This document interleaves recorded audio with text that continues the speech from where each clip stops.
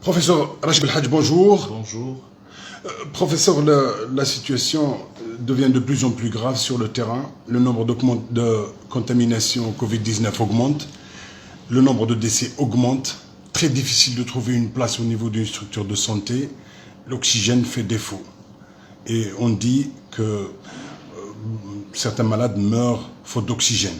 Alors, au ministère de la Santé, on dit que l'oxygène est disponible. Plutôt, l'oxygène n'est pas disponible. C'est un grand problème que nous rencontrons.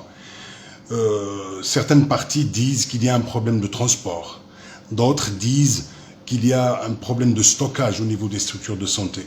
Professeur Rachid Belhadj, vous êtes directeur des activités médicales et paramédicales au niveau du plus grand CHU d'Algérie. Vous êtes mobilisé depuis 18 mois. Professeur, éclairez-nous. Dites-nous réellement ce qui se passe. Qu'est-ce qui manque, professeur? Nos malades meurent. D'abord, autant que je préside aussi le syndicat national des enseignants-chercheurs hospitaliers universitaires, je déclare officiellement que nous, médecins, nous, personnels de la santé, nous dégageons notre responsabilité morale, civile et humaine vis-à-vis de ce qui se passe. Nous avons essayé de tout faire. Nous avons tenu un langage de vérité. Nous avons donné des chiffres. Nous avons sensibilisé nos concitoyens au risque d'arriver à ce stade-là. Nous avons même appelé nos citoyens à respecter les règles barrières et aussi à se faire vacciner. Maintenant, pour l'histoire de l'oxygène.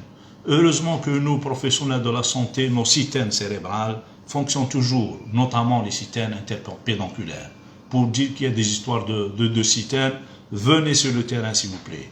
Nos citernes, CPMC, Blimsous, CHU Mustapha, elles fonctionnent bien, elles sont malheureusement souvent vides ou bien on arrive à un seuil parfois intolérable. Pour dire que le nombre de décès il a augmenté, nous sommes des universitaires. Nous savons aussi interpréter les chiffres et aussi nous avons cette qualité, c'est de faire la recherche. Nous avons comparé entre le nombre de décès par rapport au Covid et le nombre de décès dans des situations de crise d'oxygène qui ne dépend pas de nous. Seul facteur qu'on ne peut pas le gérer. Nous avons géré la vaccination, les moyens de protection et nous avons constaté, hélas, que le nombre de décès, il y a une étroite relation. Lorsqu'il y a une augmentation très importante de décès, elle est en relation directe avec le manque d'oxygène dans nos structures hospitalières. Nous avons ce droit déontologique, ce droit humain de dire la vérité. Écoutez, on a l'impression qu'on donne beaucoup plus de l'importance aux résultats PCR qu'au diagnostic des médecins. Nous, le médecin, lorsqu'on déclare quelqu'un décédé sur un certificat de décès, nous engageons notre responsabilité morale, éthique, disciplinaire, scientifique. Ces chiffres sont là. Malheureusement, les deux derniers jours, nous avons enregistré un nombre très inquiétant de décès au niveau du CHU Mustapha, qui n'est pas en rapport avec le Covid, ou bien à ce que nous sommes en train de faire. Malheureusement, nous avons vécu des situations de perturbations importantes sans jeter la responsabilité sur X ou Y. Tous les gens qui sont sur le terrain, qui sont responsables, essaient de faire le maximum. Mais malheureusement, nous sommes devant une situation qui est claire. Il y a un manque d'oxygène et de l'autre côté, il y a une forte demande parce que la pandémie a explosé. C'est une formule mathématique très claire. Il n'y a pas de raison de dire qu'il n'y a pas d'oxygène ou bien il y a un problème de distribution. Ce qui nous inquiète, je suis sur le terrain, nous sommes dépendants d'un camion. Si le camion crève, beaucoup de gens vont crever aussi. Ça, c'est des choses inadmissibles. On l'a dit, ça fait 10 ans, 15 ans. On a dit que l'Algérie, nous vivons sur une plaque tectonique. Nous sommes exposés à un séisme dévastateur. Notre pays est exposé à des inondations. On était aussi à un risque d'une pandémie sanitaire. Malheureusement, ils n'ont pas suivi les scientifiques, les gens qui sont sur le terrain. Mais il faut que la solidarité continue. Il faut que les gens aillent se faire vacciner. Il faut que les gens respectent les règles barrières. Nous ne sommes pas encore sortis de la crise sanitaire. S'il vous plaît, nous devons rester tous main dans la main. Nous demandons aussi de l'aide à nos compatriotes qui sont à l'étranger, notamment les médecins et les infirmiers, de nous aider. Au CHU Mustapha, j'ai une unité. Nous n'arrivons plus à la faire fonctionner parce que ce n'est pas un problème de lit.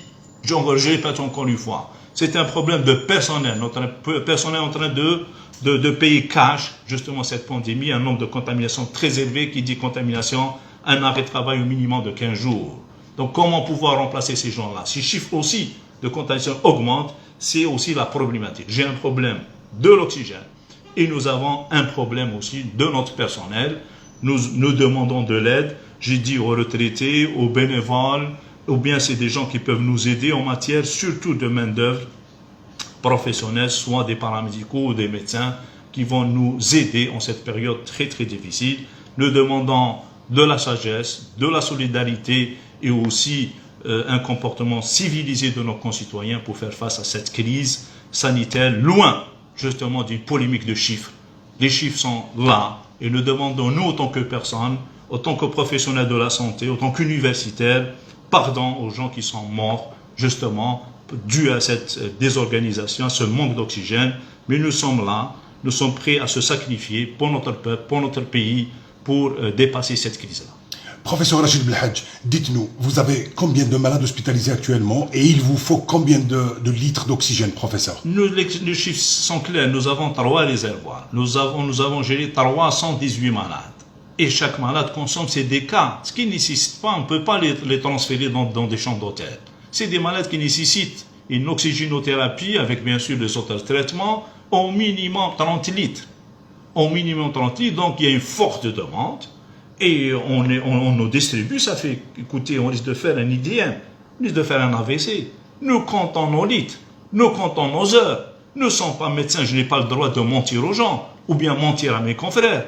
De leur dire, attends, le camion va arriver dans 2 heures, 3 heures, 4 heures. C'est des situations quand même insupportables. Ça dure depuis au moins 3 ou 4 jours. Nous sommes approvisionnés à la dernière minute. C'est pas humain, c'est pas scientifique. C'est pour ça que nous dégageons notre responsabilité concernant ce qui se passe. Nous avons essayé de tout faire, d'être tout près de notre population et de défendre notre système de santé. Nous avons une certaine expérience, mais croyez-moi, c'est le terrain qui parle, c'est le terrain, c'est les gens qui sont sur le terrain, qui connaissent bien la situation. Il est urgent, professeur, de mettre en place des générateurs d'oxygène au niveau de toutes les structures. Oh, écoutez, mettre des générateurs, c'est pas ramener une valise et la déposer dans un hôpital. C'est des choses qui auraient dû être prévues dans les situations de catastrophe bien avant, 6 mois ou 7 mois. Il y avait malheureusement un discours rassurant. Et même parfois nos tutelles, lorsqu'on dit des vérités, des chiffres comme ça, et ça a été toujours un autre discours rassurant. Malheureusement, je l'ai dit, beaucoup de mes collègues l'ont dit, ça fait au moins 3 semaines, on l'a dit qu'on est au début de la 3e vague, qu'il fallait s'organiser. Il faut qu'on s'organise, il faut ramener ces générateurs, même ramener des générateurs qui ont une petite capacité, au moins on puisse remplir ces bouteilles d'oxygène. Au début, on attendait les camions, maintenant on gérait de ramener des bouteilles d'oxygène qu'on n'arrive pas aussi à les remplir. Nous envoyons nos chauffeurs, ils font de la queue au moins 2 jours, c'est pas normal. Donc devant cette situation inquiétante, je répète encore une fois, pour les CHU, les extracteurs d'air à 10 litres, ils n'ont pas un apport important, on les utilise malheureusement comme ça pour dire. Il y a des choses éthiques et déontologiques. Nous refusons que certains malades puissent avoir des bouteilles d'oxygène, c'est les parents qui les ramènent. Eh bien, c'est une situation non éthique, non déontologique. La médecine, elle est pour tous. On ne peut pas accepter que quelqu'un est en train là de souffrir parce que leurs parents n'ont pas pu avoir une bouteille d'oxygène et l'autre, il a les moyens, il la ramène. C'est des choses inacceptables. Il y a aussi le problème de sécurité. Donc, nous appelons nos concitoyens, ramener une bouteille dans un hôpital, une bouteille qu'on ne connaît pas, elle a été ramenée d'où, le contenu, ses capacités, il y a un risque aussi sécuritaire pour protéger. Nous sommes devant une situation carrément très très difficile à gérer. Donc on avait le problème du Covid, la contamination du personnel et maintenant Zeduna, l'oxygène et aussi maintenant un comportement parfois de nos concitoyens qui ne respectent pas le corps médical et paramédical. Situation très difficile à gérer. C'est pour ça que je demande à la sagesse et à la solidarité et beaucoup de volonté pour pouvoir gérer cette crise très très difficile. Professeur Rachid Belhadj, merci beaucoup. Allez,